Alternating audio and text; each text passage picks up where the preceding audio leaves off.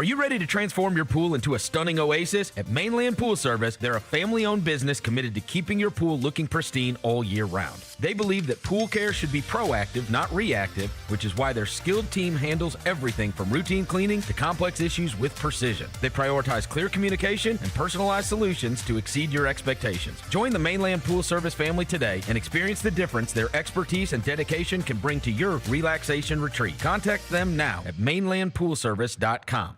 Jeff Dunham, Artificial Intelligence, his all-new tour. You're the other white meat. How can you be so smart on one hand and so stupid on the other? Well, you're half of it. I realize I could have avoided all this years ago with one simple word. I do not. Silence! Don't miss a Memphis. Friday, April 10th, FedEx Forum. Tickets on sale Monday, September 29th at jeffdunham.com. Sonic Radio. Welcome back to Sonic RNDIO. That spells radio with me, the CIO. This just in, the new Sonic $1.99 menu lets you build a crave-worthy meal for just $1.99 an item. Whether that's a creamy shake, crispy tots, or a quarter-pound double cheeseburger. This just out. Ostriches. They're mean, not very cute, and in my opinion, way too big for a bird. Don't miss the Sonic Fun 99 menu. 5 items, always $1.99. Live free, eat Sonic. Tax not included. See menu for details.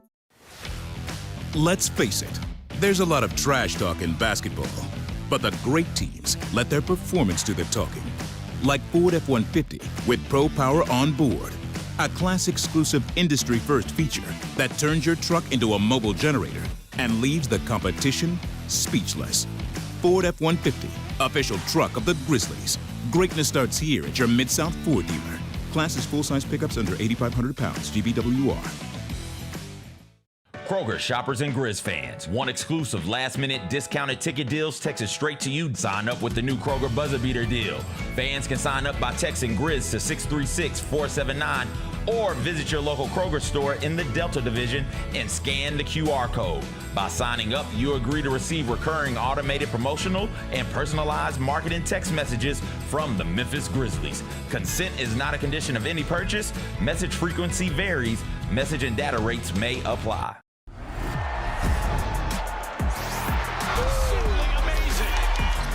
Wells, a rhythm three. Yes, sir! That's an exclamation point on this game. Grizz fans, defend your home court from pests with Terminix. Before cockroaches, spiders, and mice show up, Terminix it with our pest-free 365-plus year-round protection plan. Visit Terminix.com today and enter code SAVE50 at checkout to save $50. Terms apply. Go Grizzlies! Junior Grizzlies summer camps presented by Ortho South are the key to a slam dunk summer with over a dozen 4-day camps perfect for hoopers ages 6 to 14 looking to build fundamental skills and make unforgettable memories. With camps across the Mid-South in Tennessee, Mississippi, and Arkansas, you won't have to go far for the ultimate hoops experience this summer. Registration comes with a Junior Grizzlies jersey, lunchbox, and a basketball to take home. Don't wait, space is limited. Visit Grizzlies.com/Junior Grizzlies today to secure a spot for a fun-filled summer. That's Grizzlies.com/Junior Grizzlies. Thanks for showing up, Memphis. Nothing beats catching your Grizzlies IRL, and nobody knows that better than you. So next time you want to hit up a game, Ticketmaster's got your back with tickets to every upcoming matchup. Whether you're catching the Grizzlies at home or on the road, you'll find tickets at Ticketmaster, the official ticket marketplace of the Memphis Grizzlies and the NBA. Keep putting that jersey collection to use and get Grizzlies tickets today. There's no better brag than saying you saw it live. See you courtside again soon, Memphis.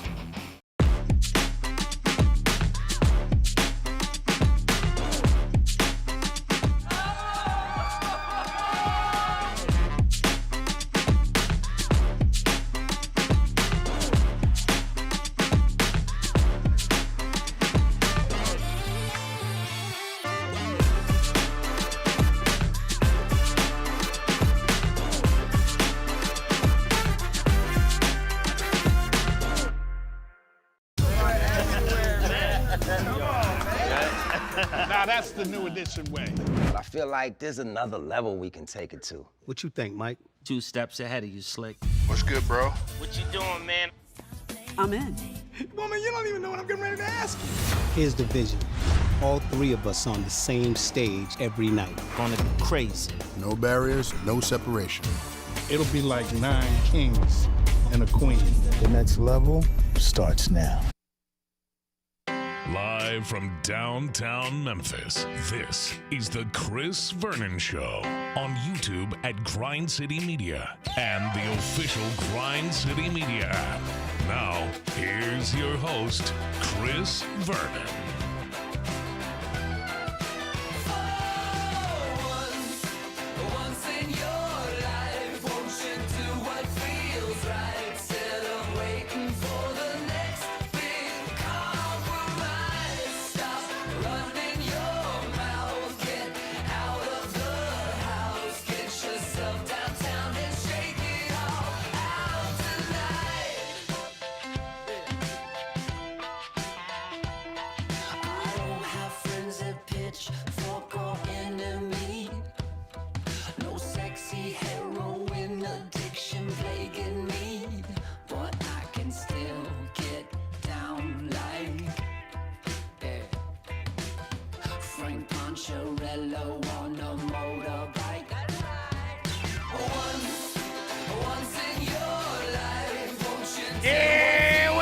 It's noon on GrindCityMedia.com. It's Chris Vernon Show.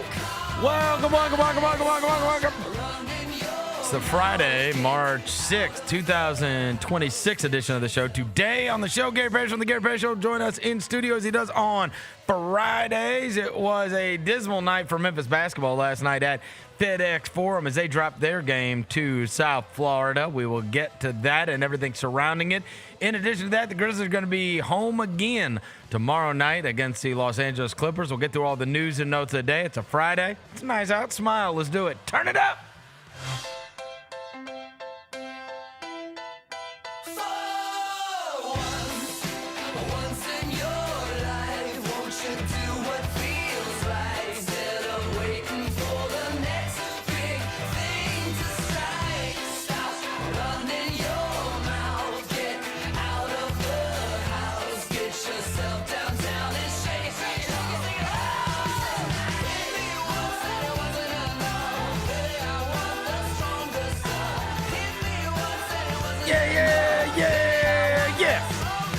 Hope everybody's having a good day. All right, ton of stuff to get to on the show today, not the least of which is Memphis dropped their game against South Florida last night at FedEx Forum and now is going to face Tulane in the last game of the season on Sunday. There's a big college basketball weekend ahead, and we will be on Prospect Watch. We've got a bunch of stuff we're going to get to on the show. Before I get to anything, I'll welcome John Roser to the show. John Roser, a.k.a. the Cologne Ranger, the Body Spray Band, the Cinder Sack, Johnny Backpole, Johnny Bearcat, the Grim Roser, John Asparagus, Johnny Neck Carb, John Lance. He's Dr. Thunder. He's John the Polluter. He's John Sweeney. Hello, John. What up? Devin Walker's here. He's the microphone mangler, Senor Quasadilla, Mr. Math, Navajo Joe, the reporter, the photographer, he's Sir Hiss. He's Walker 93. Yeah, boy. I'm going to tell y'all about what I saw last night, boy. I was in the building for that game last night, boy. All right. Gary Parrish on the Gary Parrish Show is here. You can listen to him every morning at 10 o'clock on Grind City Media and everywhere you get your podcast.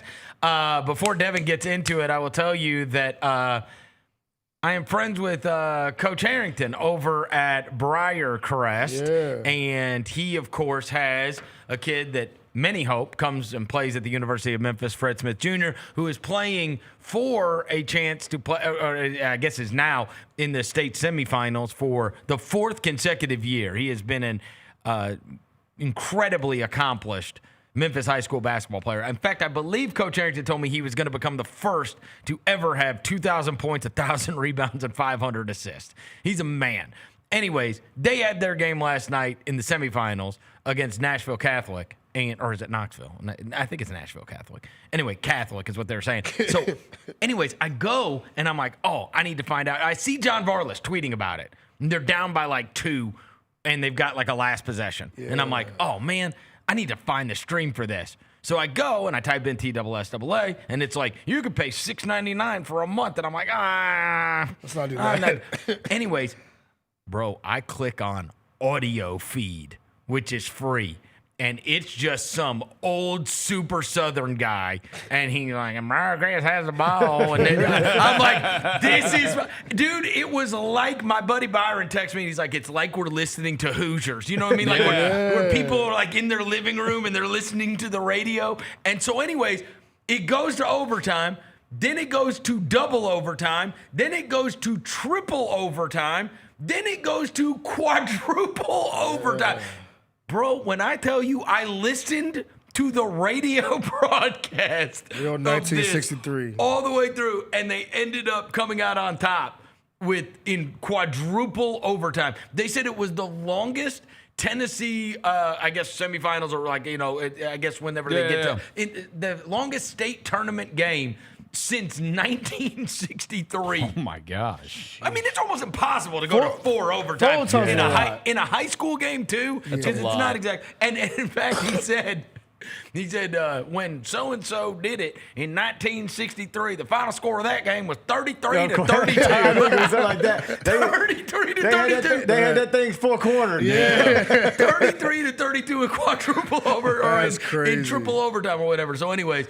Congratulations to Briarcrest Coach Harrington, because they're going to get to play for the state championship again this weekend. They ended up winning in 4 overtimes. I'm listening to that while Devin is texting us throughout the night, because he's over at what looks like a basketball bonanza at Southwind. It was insane, bro. Doors open at 6:15, right? So in my mind, I'm like, I'm going to get there early.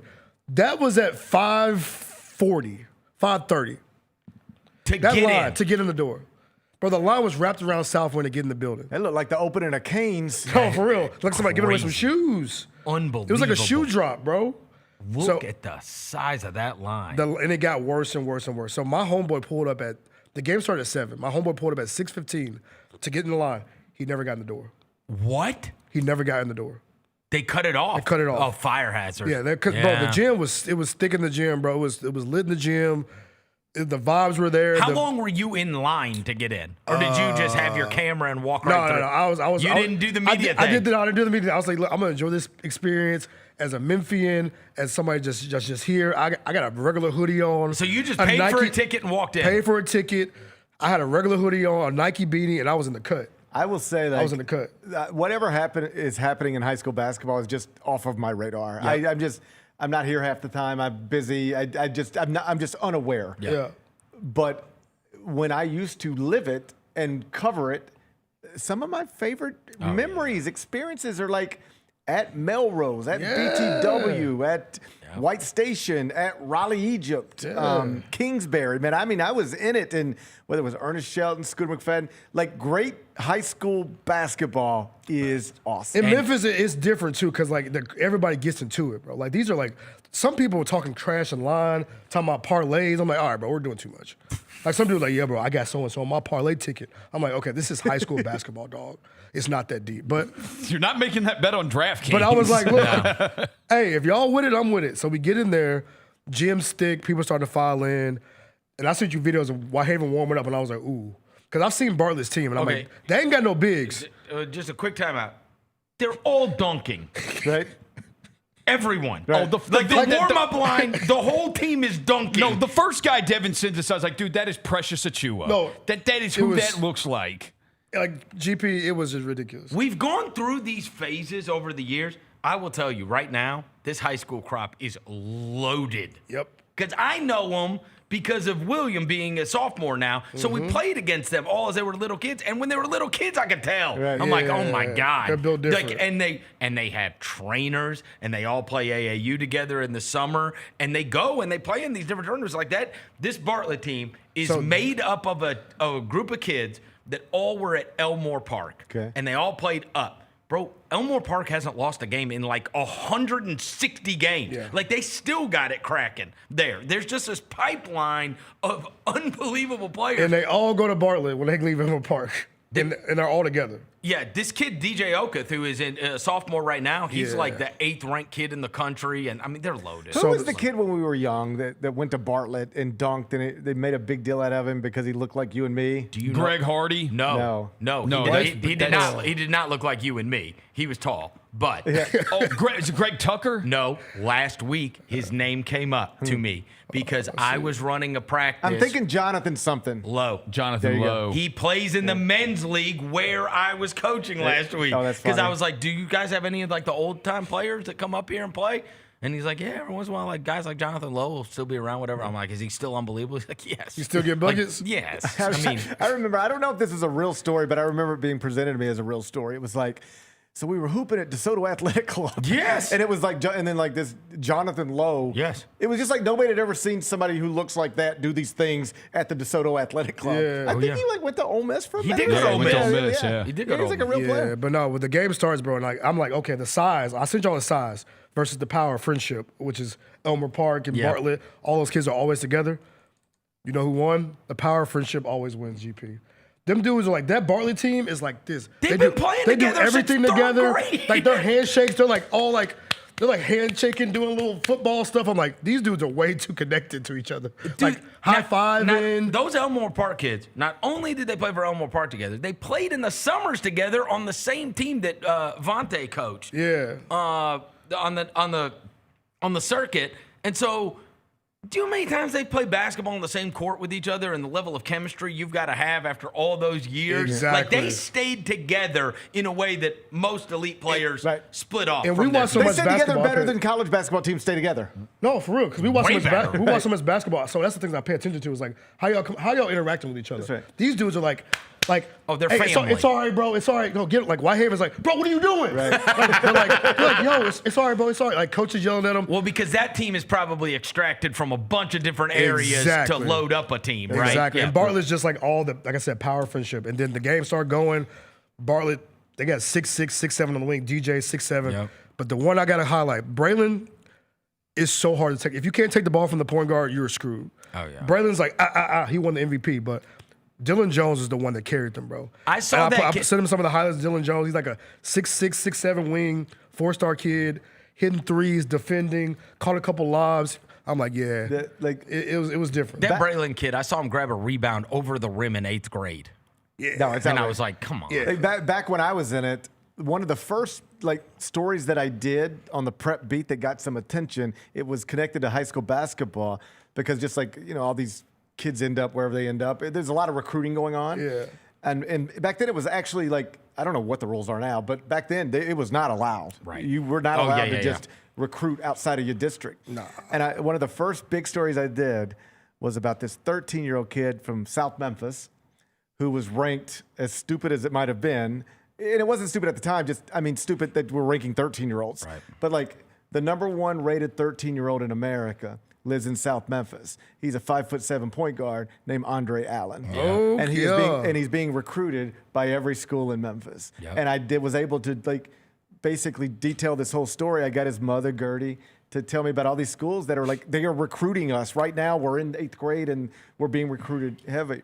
And I went back and found that story one time, when Andre was at Memphis, because then he goes to BTW. He and T had won a state championship in his freshman season. Mm-hmm. He's great, but he went from number 1 13-year-old to sub 100. Because he's the Because same he never size. grew. He never grew. I mean, literally never grew. The commercial appeal article I wrote said 5'7", 13-year-old point guard Andre Allen, and at Memphis he was listed as a 5'7" point guard. That's what I'm worried about with Braylon, because Braylon's so talented, the Braylon Williams kid, but he's little. Mm-hmm. Like he's 6 foot tall. Yeah. And guards now are 6'5", 6'6". That's right. But the dude, bro, if you ain't shaking him, and that's the thing. I'm like, somebody told me that when I was sitting next to the voice of Bartlett next to me, the voice of Bartlett Sports was sitting next to me, so I learned some things. Okay. And he was telling me it was a give back game because last year Whitehaven sent Bartlett home. So all those same dudes came back and was like, yo, we got to make sure we finish the job this year. So it was a give back moment last night. I learned a lot just sitting in the gym, and it was lit, bro. I had so much fun. Well, and what is interesting is whether it is, and there's a myriad of schools right now that are competing at the highest level for state championships in Memphis. And as I've told you, whoever, whether it's Penny Hardaway or whoever is the head coach at Memphis going forward, There is a pipeline of local talent there's not been in a long. There will be a lot. There's going to be a whole slew of Division I players coming out of Memphis over the course of the next 4 years, right? But are they going to go to Memphis? Right, and that is the question. Because here's the thing that has changed dramatically about Memphis basketball from the time I was covering high schools to right now, or at least over the past 5 years or so. The best prospects were at Hamilton, BTW, Kingsbury, wherever. Mm-hmm. And at some point, those top players started drifting to Briarcrest and St. George's, Houston. Lausanne. Okay, they started getting out of the city.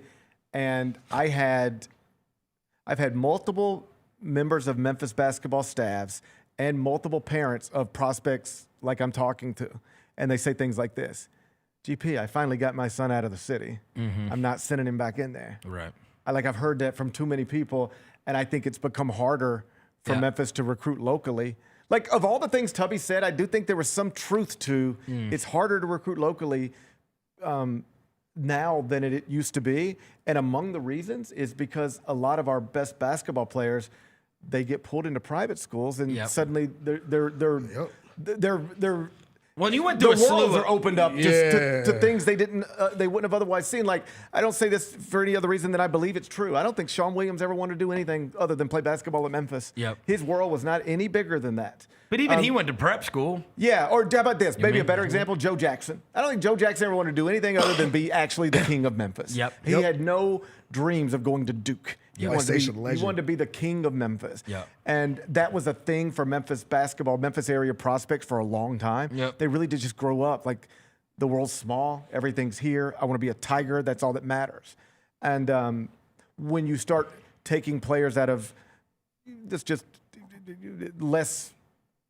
something less than Briarcrest and St. George's and putting them at Briarcrest and St. George's, it opens up worlds where I think it becomes more difficult for whoever the Memphis coach is to get them back on campus. Yeah, that might be so. I hope, because now Bartlett's a freaking powerhouse. Who would have thought? They're loaded. Bartlett High School is a powerhouse. Well, I mean, they're screaming B House. What does that even mean? They were really good in like the early 2000s. And I think what has happened, though, and this is no smut on the city, these municipalities have all created their own school districts, right? So Houston's got theirs, Arlington's got theirs, Collierville's got theirs, Bartlett's got theirs. So it's not the same, right? It was, everything was encompassed, but now you are having a bunch of the, like, there's all kinds of kids that are, now they go to Arlington, now they go to Collierville, now they go to Houston, now they go to Bartlett, right? Because it's not, all of those that I just named got outside of the umbrella of Memphis City schools, right? For better or for worse, they did, and that's where a lot of these parents are sending their kids now, because they want to go to a public school, they want to go to a good public school in a good school district, et cetera, et cetera.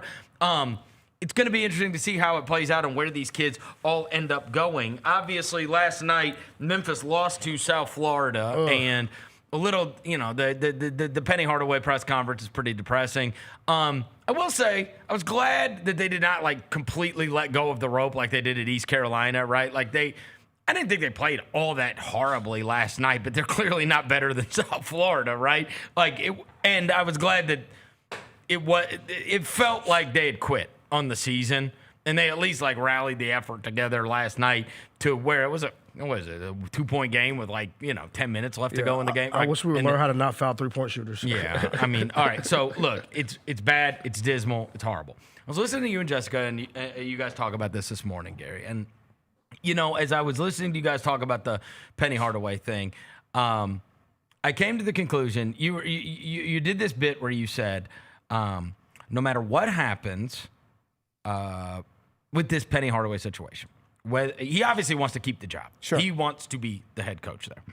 He said, no matter what happens with the Penny Hardaway situation, I'll be able to come on the air the next day after whatever the finality of the situation is, whether he is coming back for a year or whether they decide to move on. And you said, and I will be able to come back and I will say, I understand, right? But that shows, and you even mentioned the Tigers beat writer, that it is a question now whether or not he will be the head coach at the University of Memphis. And by the way, Dan Walken, another former Tiger basketball beat writer who is a national columnist, posted a column within the past hour or so that says Penny Hardaway's job is very much up in the air. So now you have two former beat writers and the current beat writer all saying the same thing. Okay. That's what's real. Okay, I understand, I totally accept that. Everybody, and to me, that's not crazy at all. When you have the season that they've had, everybody, no matter who you are, is going to be possibly on the chopping block, right? It's going to be a question, right? As you said, it is questionable right now. Here's where I stand on this. I accept that. I accept that it is questionable, and we don't know whether or not Penny Hardaway will be the coach next year.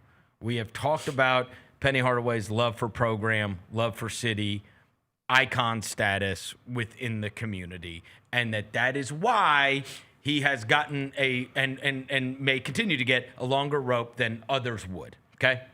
We have also said that we believe we're fine with that, right? Because it is extenuating circumstances. This is the best player in program history. This is a guy that has he didn't go to the NBA and then just move away from Memphis. Like, he loves this city. He loves this program. I truly believe it kills him to not be successful with this program this year. And if I accept, number one, that it is a question whether or not he will be back next year, that's to me where I draw the line, just personally. This is my opinion.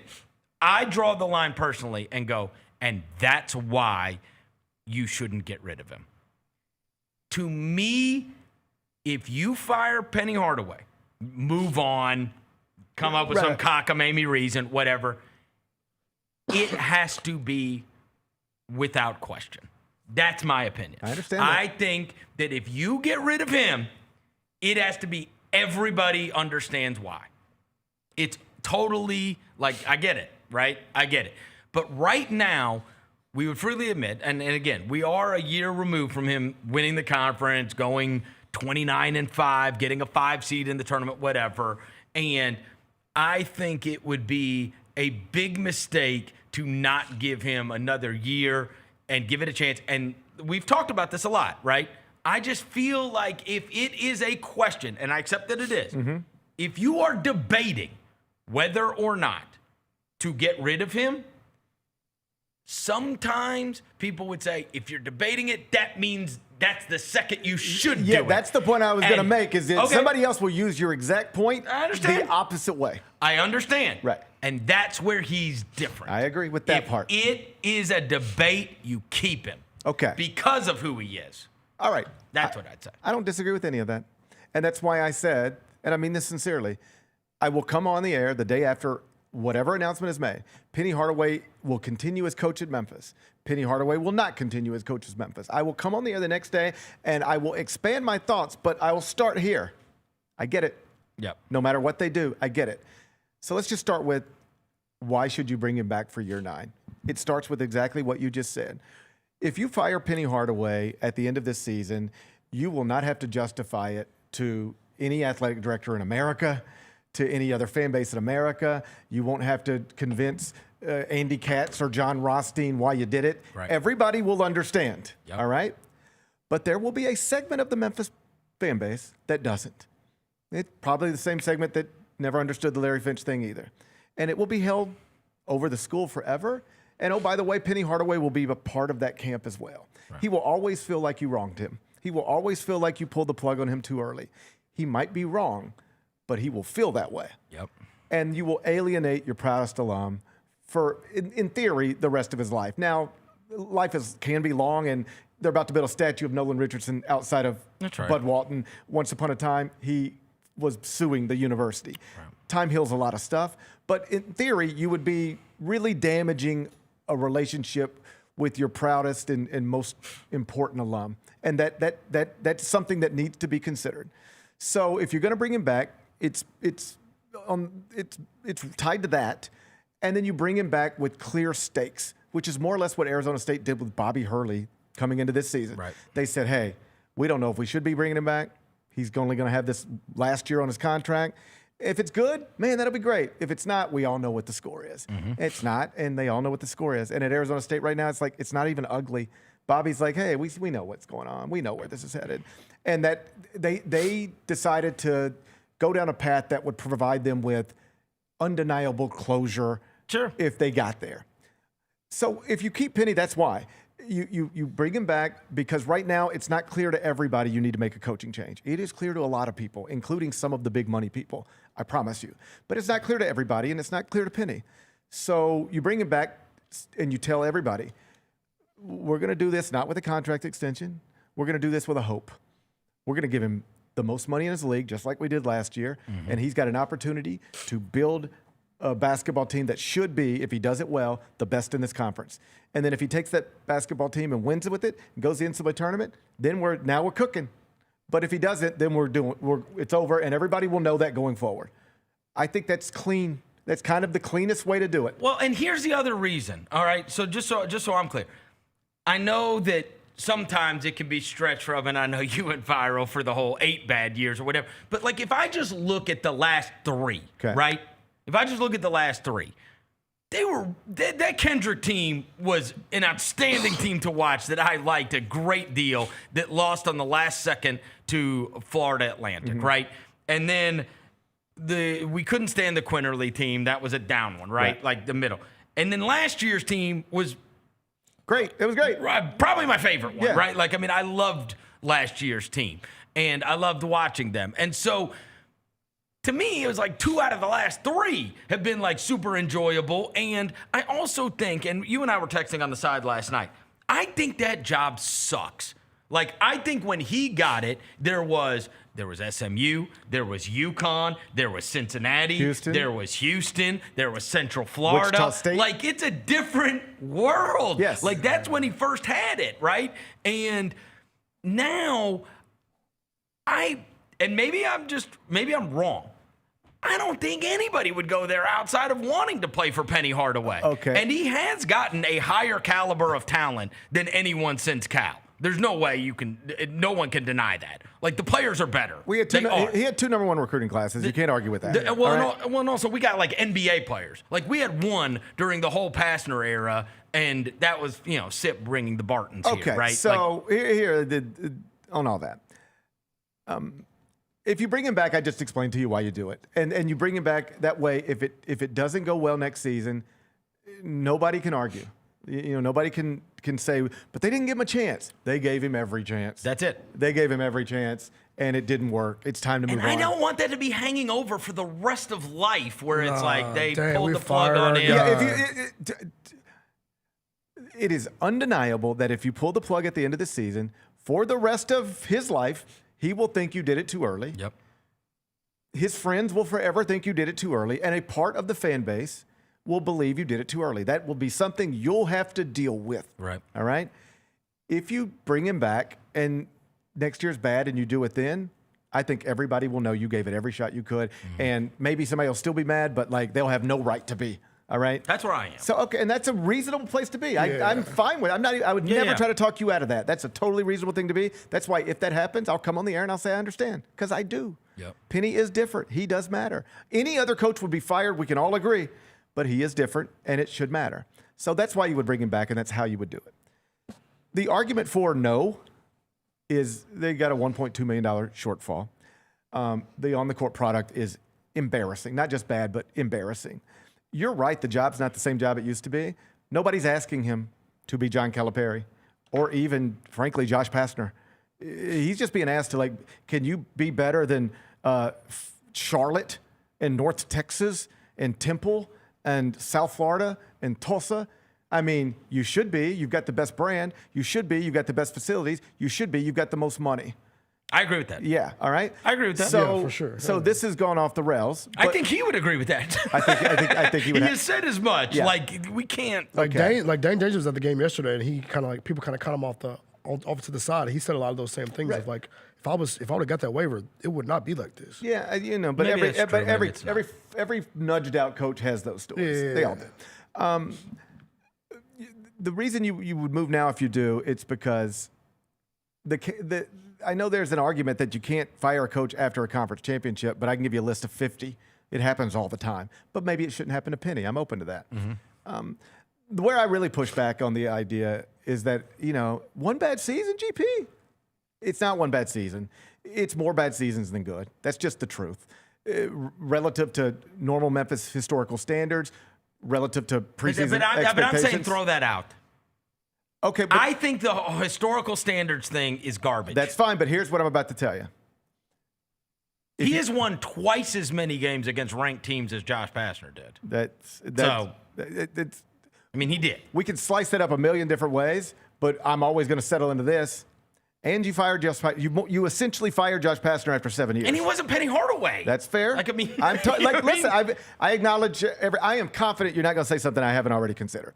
Anybody. I've thought through this a million different ways. He is Penny Hardaway, and that matters. That if you bring him back, it starts there because nobody else would be brought back.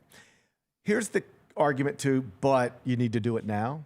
And this is the conversations they're having, I think, right now. Mm-hmm. It's like, okay, we can bring him back and we can give him an opportunity to get this right. But do we really think he's going to do it? And we don't mean have a good team next season. He can have a good team next season. Anybody can have a good team next season, particularly if you're the best funded program in your league. Take any coach, give him any job, and give him the most money in that conference, and they can have a good team next season in theory. It doesn't take a miracle worker to do that.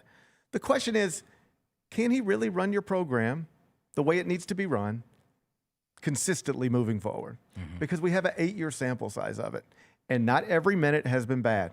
Last season was, I thought, awesome. Well, this is the only terrible season. I don't agree with that at all. Why? Terrible? Terrible? They had preseason national rankings that missed the NCAA tournament. They had number 1 recruiting classes that accomplished nothing. They had players disappearing and coming back, and NCAA violations, and all the other stuff that gets every other coach with any other name fired a long time ago. But the number 1 recruiting class also is never happening without him. So, you could say he fell short of, right? Because, this was the Pastner story. Our recruiting classes were always good. Our teams always stunk. And everybody told me with Josh Pastner, if you're going to get through best recruits and not win with them, then you suck at your job. That's right. That's what y'all told me. Yep. All right, so where are we at? We did do that. Let's keep that same energy. But no, Penny gets a different. He's like it's different rules, bro. Penny gets a longer leash because he's Penny Hardaway, but we don't have to lie about the job performance. He gets to keep his job longer than somebody else would because he's Penny Hardaway, but we don't have to lie about. Well, we did let Josh have 2 bad years before we got rid of him, and run off literally the entire fan base. Josh.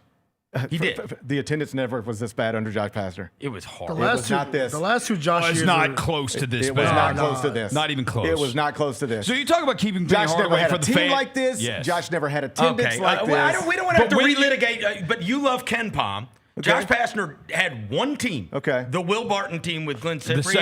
The second year. That's it. Okay. And they ran into Rick Majerus. The best Ken Pom team that he ever had was 37th. Penny's outdone that several times. That's true. Okay. In fact, he was 31st, 24th, 20th, and last year's team was oddly 54th. I don't know why they were so bad metrically, but Penny has had 3 teams that were better at the end of the season than any Pastner team outside of the Barton team. He's also had 5 teams that has finished lower at Ken Pom than they started. 5 of the 8. Lower. I understand that. You can parse it either way, is what I'm saying, right? You can either say here is the level of team that they have been under Penny Hardaway versus here's the level of team that they were under Josh Pastner, and I'm saying it's not that off. And one guy had no stake in anything, and he was coming in after John Calipari when this school was still a real school that we got the reigning MVP in the NBA. We've got the reigning rookie of the year in the NBA and Tyreek Evans, and that was a good job to take over after John Calipari. We would all freely admit that, right? It was a great job to take over. It is not the same job it used to be. It's still, not only is it still not the best job in the league by far, and nobody should ever finish 10th in the league with that job. I agree, but this league is awful. I just think this job stinks. I think this job stinks right now. It doesn't stink. It's not as bad as the South Florida job. It does stink, but you shouldn't be ninth in the league. Or the Temple job, or the North Texas job, or any other job in the league. You're never going to get me to disagree that this is ridiculous, and you should never be in the position that they're in this year. Honestly, with the 17 losses and it's awful. I also don't think that you blow out Penny Hardaway, you bring in another guy. I mean, I think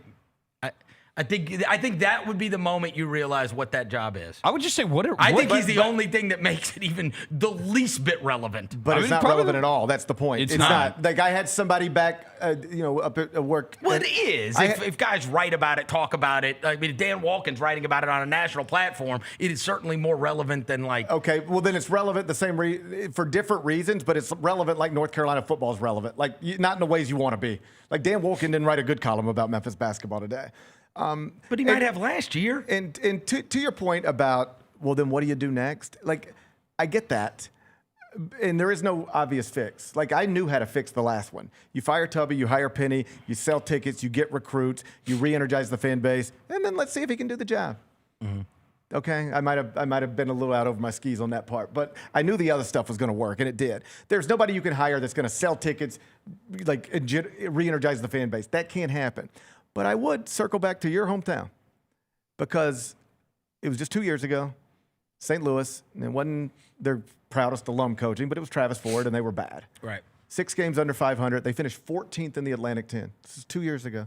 St. Louis finished 14th in the Atlantic 10. There's only 15 schools in it. Mm-hmm. They fired their coach, and they made a hire. They hired Josh Schertz. Most St. Louis fans didn't even know who he was. Mm-hmm. All right? 2 nights ago, in front of a capacity crowd of 10,600, mm-hmm. They won a share of the Atlantic 10 title. They're ranked in the AP poll. They're going to the NCAA tournament. They sell out every game now. As a what seed? Probably like a 7? Yeah, something in there, right? So worse than Penny did last year. I mean, we'd have to look at the whatever, but that's not the point. Oh, okay. My point is, you can get it. When you say things like, well, what will we even do?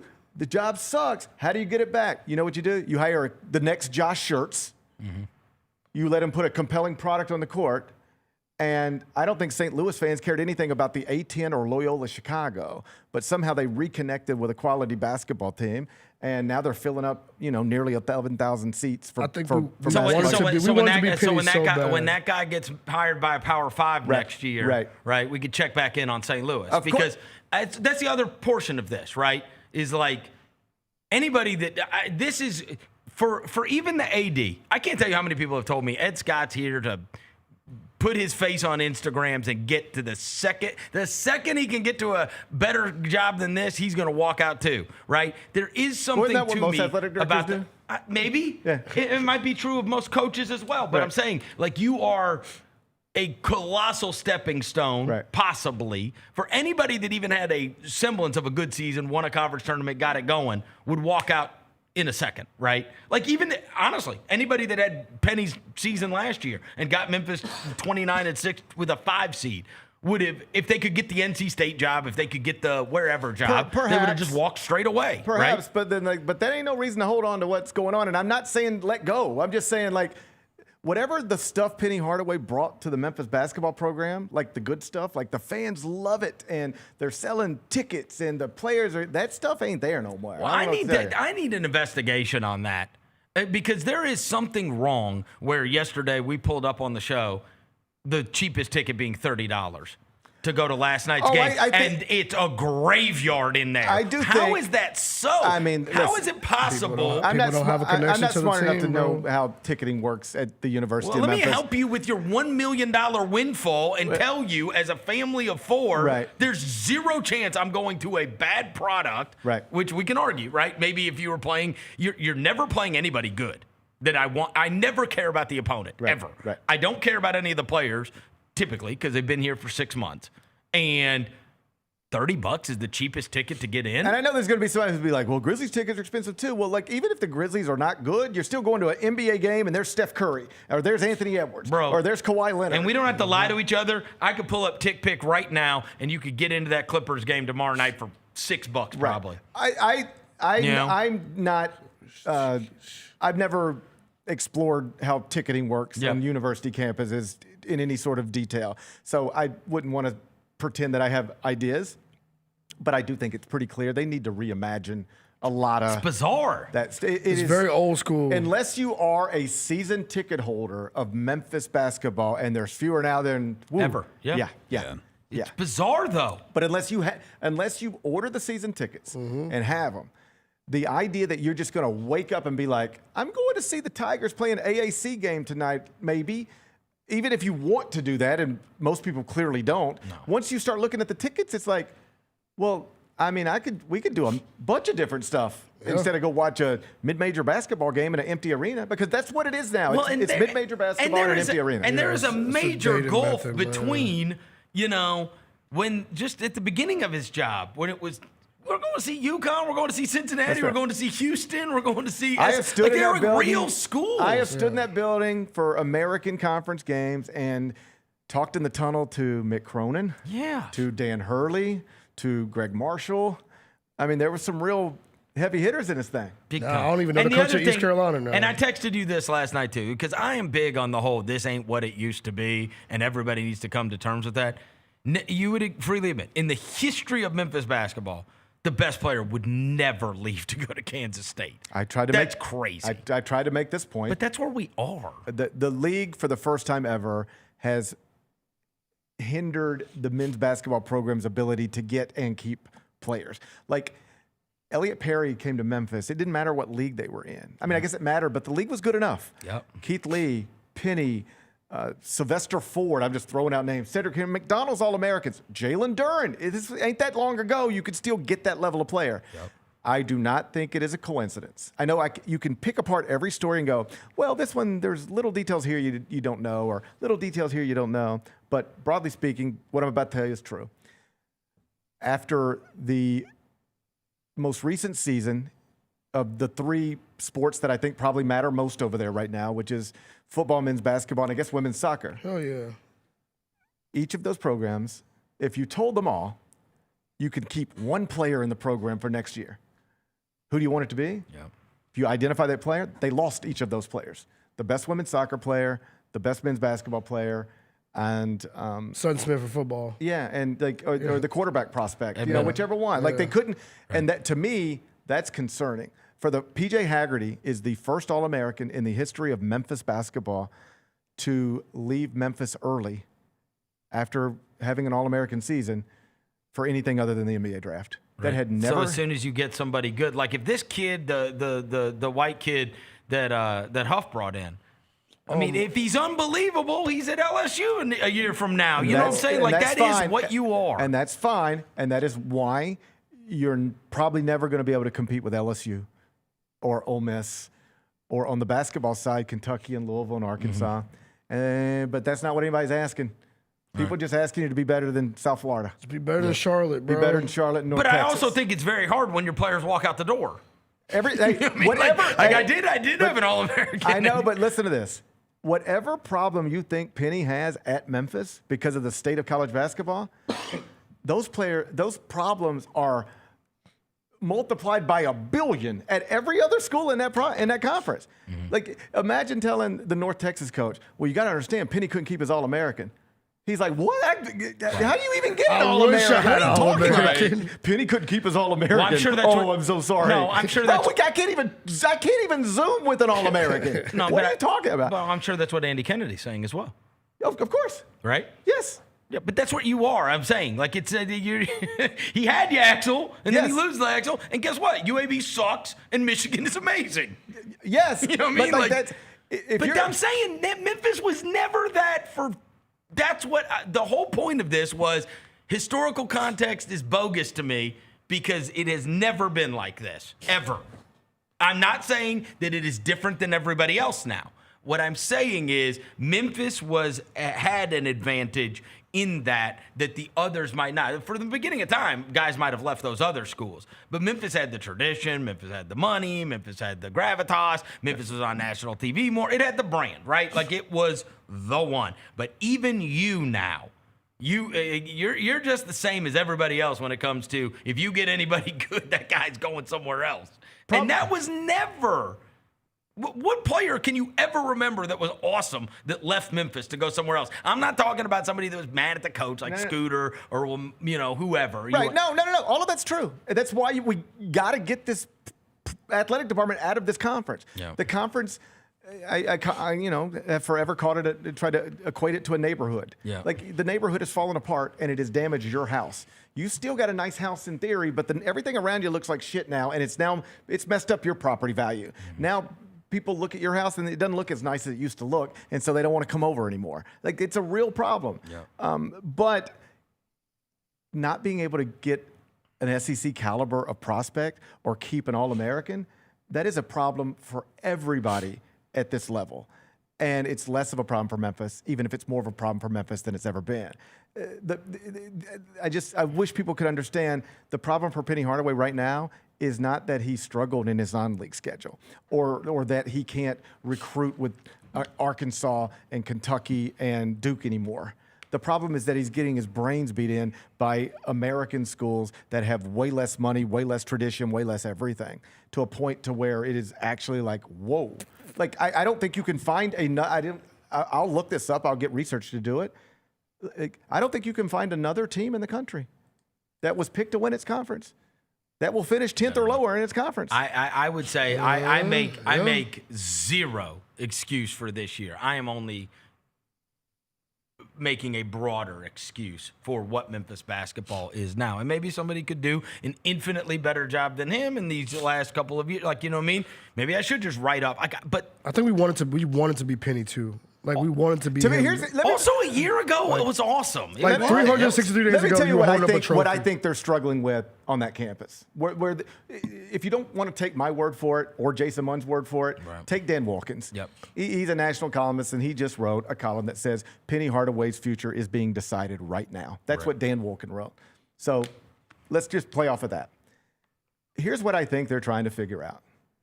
They're trying to weigh should we just bring him back for all the reasons we've already explained?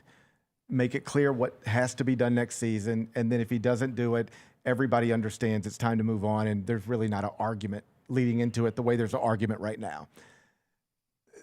I don't think they're really debating, do we even think he can have a good team next year? I think it's like, we just let him rebuild a whole roster overnight, and it's a disaster. Do we really want to do that again and go through, just delay the inevitable? So that's something you're contemplating. And then the other side of it is, okay, so what are we really wishing for here? He comes back and has a good year, and now we're in this thing. Yeah. And we're just still in this thing. And we all know, we all know what we all know this ain't it. I think there's people over there, money people as well, who are like, the same people that probably had, interestingly, were having the meeting about Ryan Silverfield, and then he got hired by Arkansas. Yeah, like I don't know. So, I mean, I don't know who's who. I'm just saying. I got it. But if you think all of the money. But you realize they were the same people. They were, come on, you know this. You know they were debating firing Ryan Silverfield. It was a thing we talked about all the time. Because they weren't winning conference championships. They weren't playing for conference championships. They have a expectation of these programs that is not being met, and then he ended up getting the Arkansas job. I don't think Ryan Silverfield was ever going to be fired. For sure he was. You think they would have? 100%. I think Ed Scott would have pulled the plug on Ryan Silverfield if he could have. Yeah, that booty was getting hot, GP. Yes. That booty was getting hot. Perhaps. Either way. He lost to East Carolina. Either way. It's under basketball. Yeah, it's under basketball. My understanding is if you think this is a situation where all of the money people are like, we got to give him one more year. We need to let this thing play out. We can't do this. I'm told that's not it. He doesn't have that support. He doesn't have it like that. If you're wondering, I never even hear about the boosters anymore. And it's weird. And I honestly, I don't even think we've said this, but this, it could just come down to this. It could be we could debate it, discuss it, and it could just come down to, it costs more than $5 million, and we ain't paying $5 million for Penny Hardaway to go away. Because we have to fire the women's coach. But does that speak to the level of interest has gone down? Because there also, you would free, as someone who was in the weeds on that, there's also never been a time that the big money people in Memphis would not pay their way out of something, ever. I mean, they would have because it mattered so much to them. I just feel like there's such a laissez-faire attitude. They did spend more money getting out of the Tubby thing than it would cost to get out of this Penny thing. The thing that I'm hearing is that you bring him back and it's bad, then it's like you should have done it already. That's what you'll think in a year. Even if it's cleaner in a year, you'll feel like, yeah, we should have done what we knew we should have done. And if you bring him back and it's good, there are some people I know who have power over, influence over this thing, who are like, And I don't know if I really want that either because I've been through 8 years of this and I'm tired of it. I'm tired. Like I got it. I know he can have a good year. He just had one last year. He might have one next year. What I'm less sure of, this is what I'm being told, is sustainably great program. That just one that I can be proud of and be like, oh, that man. is fair. Not the roller coaster like every year. Don't ever get me wrong. I hear all the criticisms, and I think they're valid. Yeah. We've had drama for 8 years, bro. I just love Penny Hardaway, and I've been very clear. I love Penny Hardaway. I want him to do great, and I also think that because he's Penny Hardaway, if it is a question of whether or not we should get rid of him, then that answer is no. Yeah. And I think a year from now, there's a real possibility that there's no question. Right. And then everybody's like, all right, it is what it is. Totally, we gave it every chance he had, and it wasn't good enough. And I'm totally open to that. You know what I mean? In addition, for many reasons, but among them, because it might save you $5 million, right? Like, the money does matter in a place like the University of Memphis. So I'm totally... I don't want him to be pissed for the rest of his life. Yeah, no more phone pauses, GP. No more once on the jerseys. I mean that. I know that sounds goofy. I mean that. I hate the idea of Penny Hardaway not being connected and loving that university forever. I agree. That drives me crazy. I mean, that would be so gross to me. I agree. I don't like that either. It is something that should be considered, and I think it probably is. Like, what is the Penny Hardaway relationship cost of doing it now as opposed to next season? That is something that I know people are thinking about. I would just say that, first and foremost, like, Michigan fired Juwan Howard. He was not happy. He'll go back to a Michigan game. People get over things. They do. Nolan Richardson was never going back to Arkansas because of the way they treated him. He was there the other night. They just announced they're building a statue of him outside of the arena. So I guess what I would say is it's a little bit like when a quarterback is thinking about retiring after a bad loss, and they say, well, you don't want to go out like that. And what I always say is you don't really remember how people go out unless it's John Elway.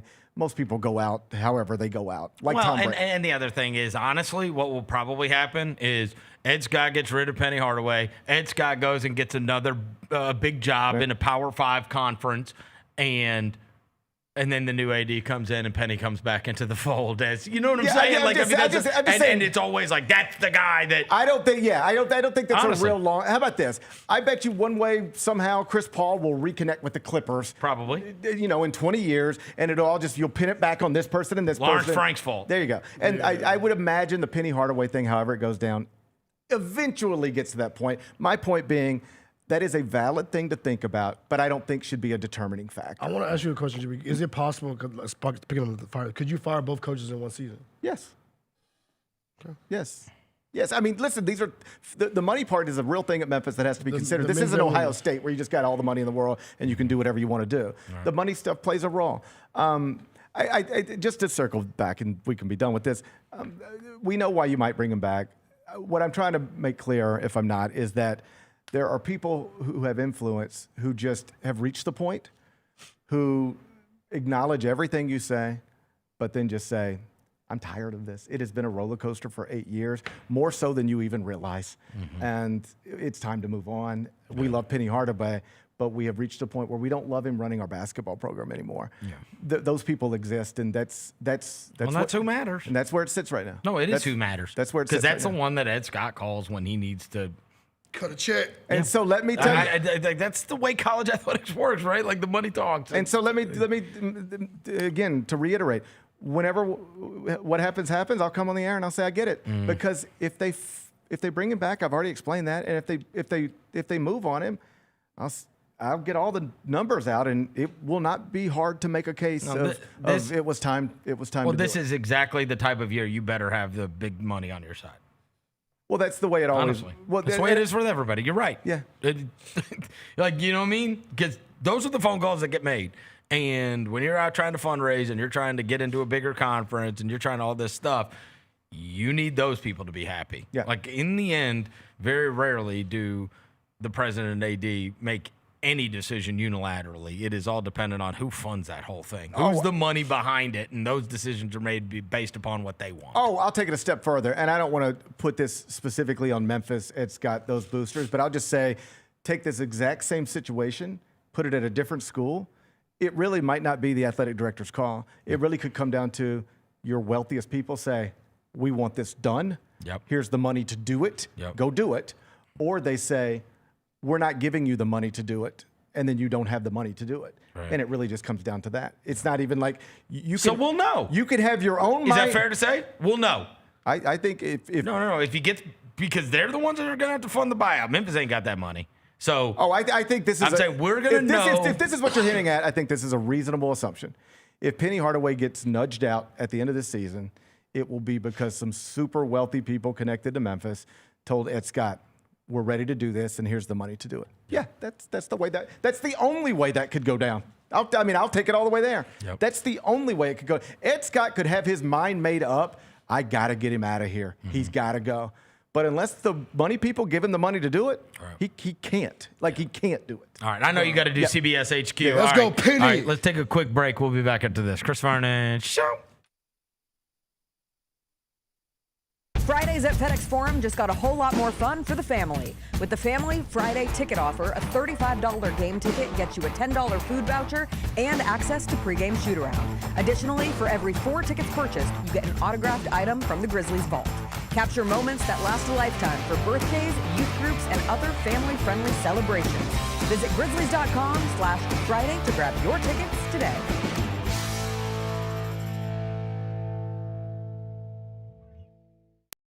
The long goodbye begins. A very special evening with Journey. Final Frontier Tour.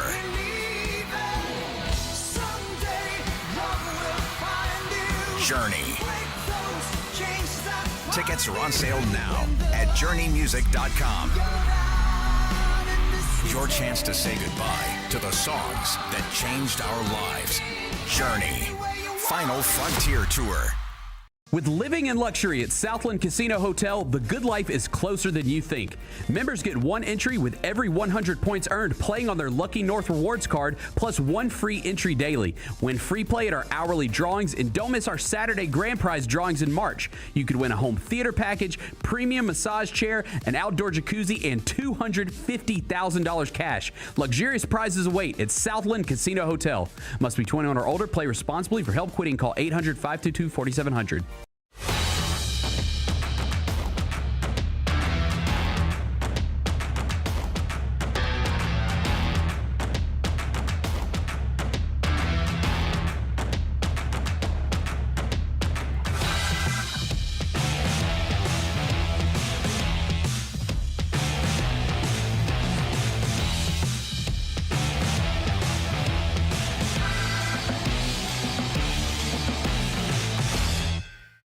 Each challenge is unique, so each game plan is customized to identify opportunity and the path to victory.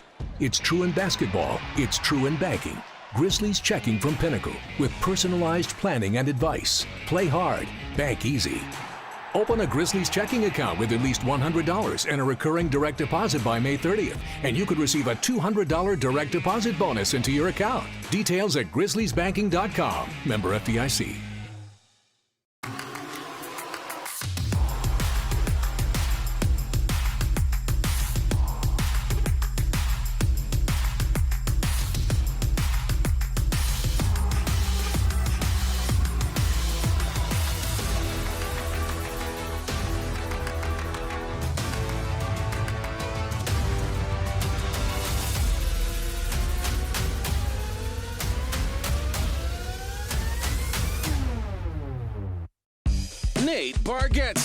Look, I say a lot of dumb stuff. I try to keep it in front of large groups. Seems to go better that way. Big Dumb Eyes World Tour. When you say something dumb one-on-one, it's a lot for that person.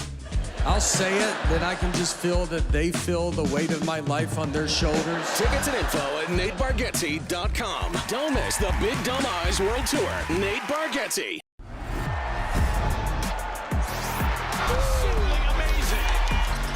Wells, a rhythm 3. Yes, sir! That's an exclamation point on this game.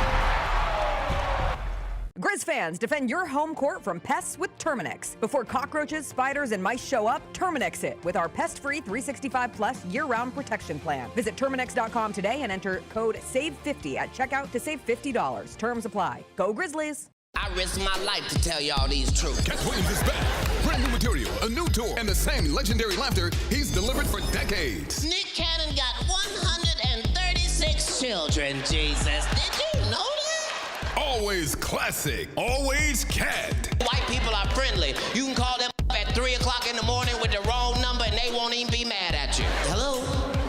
No, I'm sorry. No Shaquita here. The Golden Age Tour. March 6th in FedEx Forum. Get tickets at Ticketmaster.com. Thanks for showing up, Memphis. Nothing compares to catching your Grizzlies IRL. And that all starts with buying tickets at Ticketmaster, the official ticket marketplace of the Memphis Grizzlies and the NBA. Ticketmaster gets you to the game so you can catch every highlight. Put that jersey collection to use for the next game and get Grizzlies tickets at Ticketmaster. Whether they're here at FedEx Forum or on the road, Ticketmaster's got your back when it comes to scoring tickets. And there's no better brag than saying you saw it live. Welcome back to the Chris Vernon Show on YouTube at Grind City Media and the official Grind City Media app. Now, back to your host, Chris Vernon. Just be cool. Throwing dead presidents. Look alive. Party is the evidence. It's a vibe. Celebrating excellence. We survive. Two-seater snapping, girl. I'm happy it's just you and I. Throwing dead presidents. Look alive. Party is the evidence. It's a vibe. Celebrating excellence. We survive. Two-seater snapping, girl. I'm happy it's just you and I. Yeah. Just be cool. Just be cool. Just be cool. Just be cool.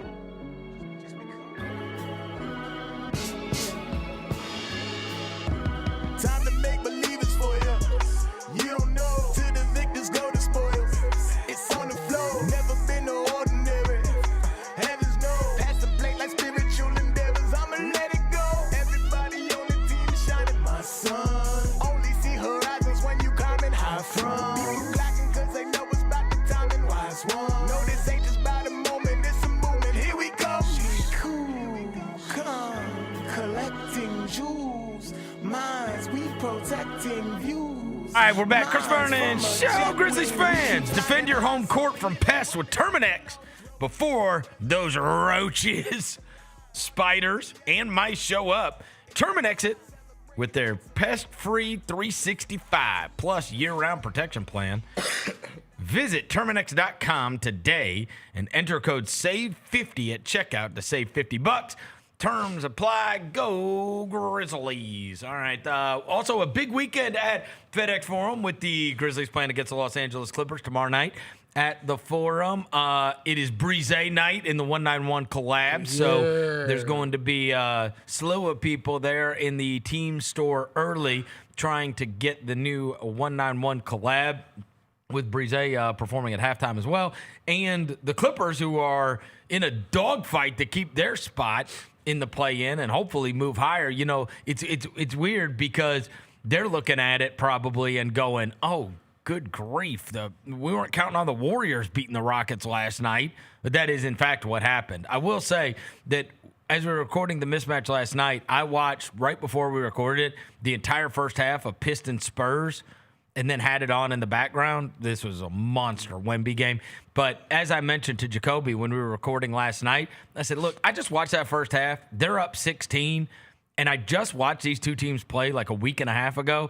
So, I mean, you know JB Bickerstaff and his staff went into the lab and were like, all right, here's how they beat us the last time. Here's what we're not going to do. And they looked at it and went, bro, we're not just going to give Julian Champagnie a bunch of open threes, and we're not going to just give Devin Vassell a bunch of open threes because we sell out on these guys. And so then they decide, all right, we're not going to just sell out on Fox and Wemby and give up a bunch of open threes to these guys. We're going to go out there and guard them. And Fox and Wemby destroyed them. They had like took every shot. 41 of the first 61 points. They were unstoppable, and it's like, okay, that's when you know. That's what I said to him. That's when you know a team is amazing. When you go to the lab and you concoct, all right, this is how they beat us last time. We're taking that away. And so then you take that away and they kill you doing something else. It's like, oh, God. They're just loaded. Like, you know what I mean? If you want to sell out on them, fine. We'll knock down open threes. You don't want to sell out on us? Fine. We'll destroy you. It's crazy. It was like a dynamic duo. Oh, my God. Connor Bryant had the most electrifying 2 points I've ever seen in my life. They were so good.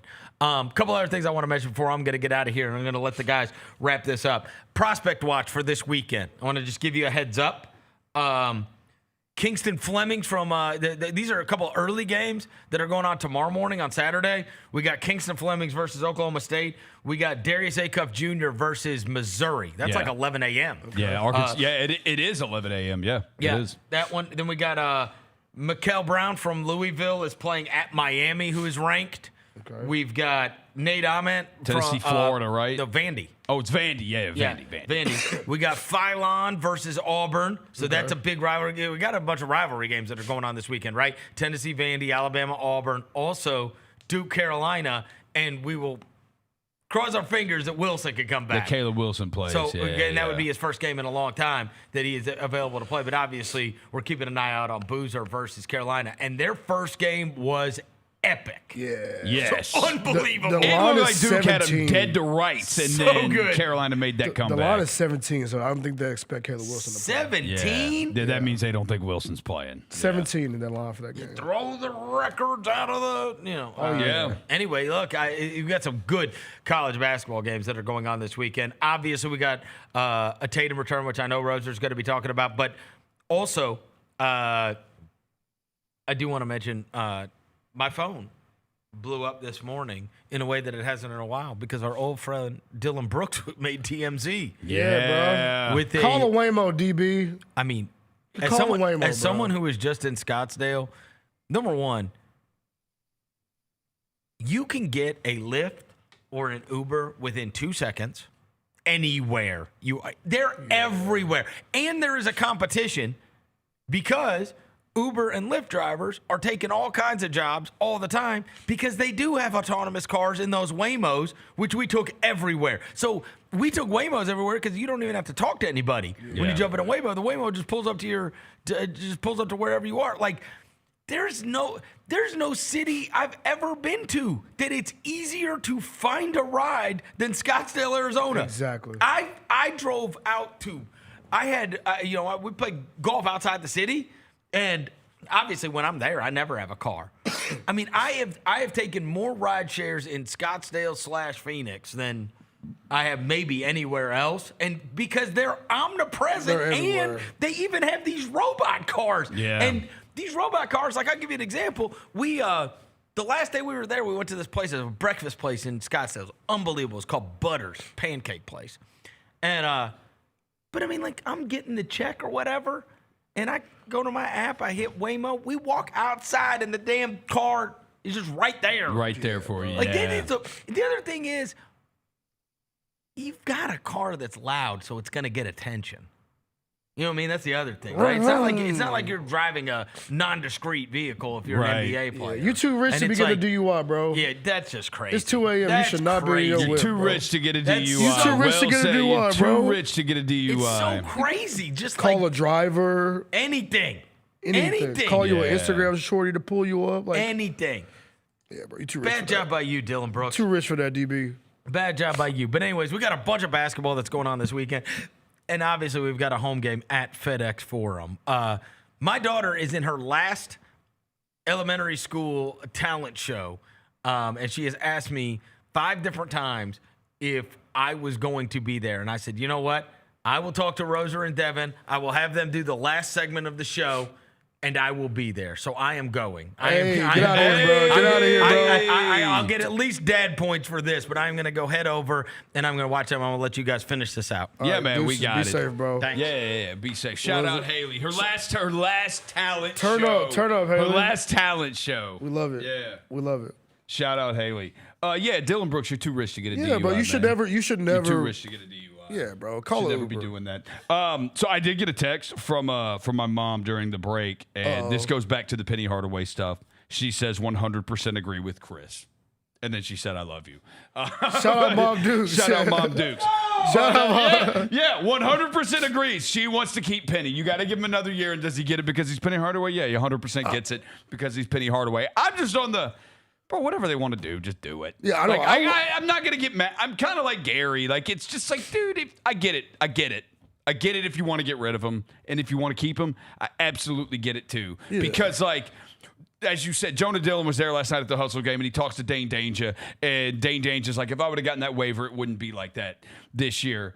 And to Gary's point, there are a bunch of coaches who got fired who said, if this would have gone different, then things would have been different with my tenure there. But I do agree with Dane Danger because literally the first play of the game that he made last night, he literally caught the ball running down the lane and absolutely cracked it with his right hand. And I was like, yes, things would have. I watched Dane Danger last night. I was like, you know what? He is right. Things at Memphis would be way different. Would you rather if he played for the Tigers this year? Would you rather have Dane Danger doing that or Aaron Bradshaw scoring 2 points? Or A-Rob.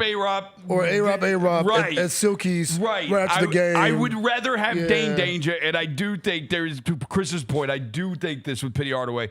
If you give Penny Hardaway the same amount of money to come back with the team next year, or like $1 million or $2 million more, he knows that he made mistakes with this roster. He will not make those same mistakes, and he absolutely will come back with a really, really good roster and guys that have won things and that will be picked to win the conference, and they actually will win the conference. Yeah. Well, hopefully win the conference. That dude at South Florida is really good. Oh, that coach is really a hell good. of a coach. That and dude did it at Arkansas State. Out last night. Yeah, that dude did it at Arkansas State. He's doing it at South Florida. That guy's really, really good. Some Power 5 school's going to grab him. Oh, yeah, he's going to be, because he got somebody kicked out last night, too, but he got talent. But I just think Penny got a bad crop, bro. Sometimes you get a bad crop. He got a bad crop. He picked a bad roster. You got a bad group of guys who have a loser mentality, and they saw the bag, they got a check, and they got in and got out. So, I remember Chris Beard told Gary this story about Tyrese Hunter. Tyrese Hunter was the guy last year. And Chris Beard, now the coach at Ole Miss, but he coached at Texas, and he had Tyrese Hunter there, and he told Gary last year, he goes, Tyrese Hunter will not let that team be bad. Yeah, he's that kind of player. He will not let them be bad. And Penny you got to get a couple guys that are kind of wired like that. Like they're Winners. they're not gonna, Tyrese Hunter was not the All-American on that team. It was PJ Haggerty. It's PJ Haggerty, and then Danger was the other best all-conference player. But Hunter was the glue, and they didn't have him in the tournament. But he was the guy that was not going to let them be bad. He mentioned the Spurs last night. It's going to be insane because I was talking about this with somebody. I said, Wemby, there's still times where Wemby's offense, it's not. You still see Wemby have nights where he has 10 to 14 points. Yeah. Because sometimes the jumper, if he can fall in love with that jump shot and it's just not falling. But then there are nights like last night where it's 38, 16, and 5 blocks. And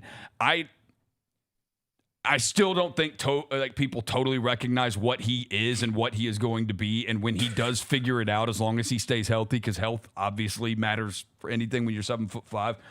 But 38, 16, and 5, dude, he is going to have playoff series where he averages. Oh, that's creative player numbers. Bro. He is absolutely going to do that in playoff series. Yeah. There's sometimes we see Jokic numbers and we're like, holy crap! He's going to do that and might do even more. He's going to do something. I'll leave it, but we put it on wax right now. Wemby's going to do something in the playoffs in the next 3 or 4 years we've never seen before in a playoff series. He will do it in the first round this year. 16 rebounds and 12 blocks type stat. He is going to do something that you go, oh my gosh, Shaquille O'Neal. Yeah. Shaquille O'Neal had 40, 16, and 5 blocks, but not 40, 16, and 9 blocks. Yeah. Wemby's some serious, bro. He's some serious. Or even Hakeem Olajuwon. The Celtics have announced, it is official, we knew, but now it is officially official. Jayson Tatum is coming back tonight. And let me ask you this, because I was thinking about this this morning too when I was driving in about this. And I don't know if it says something about the NBA's regular season or, whatever. This feels like the moment, like a moment. Like somebody coming back this fast from an Achilles injury and it be this level of a star player in the NBA. You're talking about a guy who's 4 or 5 time first team All NBA. Yeah. Like this feels like a moment. It feels like a moment. Is this the moment of the NBA? Like when you think of the NBA regular season so far, what moments come to mind? And like non-Grizzlies, because we're close to this. Yeah, we had no moments, respectfully. Right. Probably like some of the Ant posters come to mind. But probably this Jayson Tatum thing will be a moment. Even like the fight between Charlotte and Detroit. The fight between Charlotte and Detroit is going to be a moment. But I think the Jayson Tatum intrigue is twofold, right? There's one side like me. Is he going to be Jayson Tatum? Right. Right? Is he going to be Jayson Tatum? Is he going to be the Jayson Tatum that we know? Of course, it's going to take time to get acclimated to the NBA minutes again. But there's another side that's like, yo, if he comes back and he's that dude, them Celtics might be a championship team again. They could be a championship team. Because the other thought from that Spurs Pistons could be, it's just showed these 2 games with the Spurs against the Western Conference is at a different level. Oh, yeah. And the Pistons are the best that the East has to offer. But you're right. Dude, if Tatum can come back and can eventually work himself back in over the next month and a half, and can become for the Jayson playoffs? Tatum again, the East might have something better to offer than the Pistons. I'm scared, Roser. I said it yesterday, bro. I'm scared, bro. You don't want him to re-injure I think he's coming back too fast. Yeah, I don't want you to. Because remember when himself. KD tried to come back and he ended up straining his calf, right? He did, but KD came back from it, though. But Remember, it used to be like a career death sentence, the Achilles tear, whether it was Kobe, Mario Chalmers here. Yeah, he just blew out. Like, it ended his career. Like, it used to be Kobe had his at the tail end of his career, and it all essentially ended Kobe's career. Like, Achilles used to be a career ender. Yeah. And it's not anymore. Just like, 25 years ago, 30 years ago, the ACL used to be a career ender. And now guys come back from ACLs after 6 months, 7 months now. So this is a real moment too. Oh, no. It's like a moment for medicine and physical therapy too. Look at this spoken from a guy who goes to physical therapy all the time. Shout out to John. I got Rosen. an appointment next Tuesday. Hey, speaking of John Rosen, Jaylon, you don't have to do this. We have to give my guy some love, bro. 3 years, my dog John Rosen. Sober for 3 years, bro. That is big time. Today is 3 years. I was going to do it at the beginning, but hey, shout out to my dog, John Rosen, man. It's on 3-6 Mafia Day, too. On 3-6 Mafia Day, John Rosen, 3 years sober, bro. That's my guy right there, man. 3 years sober. Shout out to you, Rosen. I appreciate it. That's big time. I appreciate it. Because that's a lot of discipline. It's legit. I'm having dinner with a buddy and his wife tonight and his kids. We're all having dinner together, going out to eat. And he is like a little over 6 months sober. And he's like calls me and asks me like, hey man, how do you handle this? How do you handle this? Because it is, and I'm like, it legit is like one day at a time. And one of my buddies who's been sober for over a decade told me, he said, remember, all you got to do is not drink today. Day by day. That's all you got to do. Just today, don't do it. Yeah. Because you can easily start looking too much in the future, and it gets and life gets overwhelming. Yeah, for shout you. to you, man. I appreciate it. Shout out to you, man. It's big time. One more thing before we get out of here, Jaylon, if you can put up this. This is total rage bait. When I saw this, I was like, "This is complete rage bait." Oh, Lord. Because I don't know who Henry McKenna is anyway, but sounds like quarterback tiers by trade value, untouchable. Patrick Mahomes, Josh Allen, Joe Burrow, Drake May, Lamar Jackson.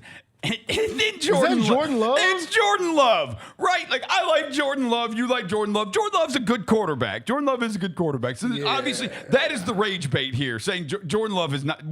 Jordan Love is not accomplished enough to be be untouchable, and we know that. But the other thing too, when I looked at this, I'm like, okay, Jordan Love. So that's what? How many quarterbacks do they have untouchable? That's 6.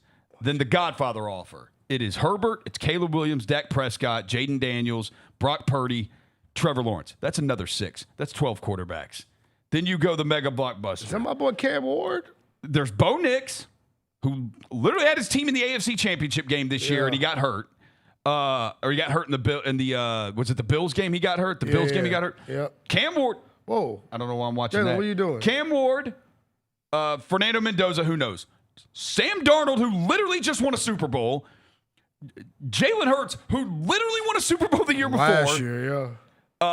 Jared Goff, who's been in the NFC Championship game 2 years ago. Lions got banged up a bunch this year, so that's 12. He also made a Super Bowl once upon a time. Yes. He was in a Super Bowl with the Rams. Yeah. You think Cam Ward's going to be good. I think Cam Ward's going to be really good. So we're talking 12, 13 with Knicks, 14 with Cam Ward, 15 Darnold, 16 Hurts, 17 Jared Goff. Get to the blockbuster. Matt Stafford, that's 18. Baker Mayfield, that's 19. Wait. Jackson Dart, you don't know. CJ Stroud been to the playoffs like 3 or 4 times now. That's 20. I'm confused. My point is, bro, there are a lot.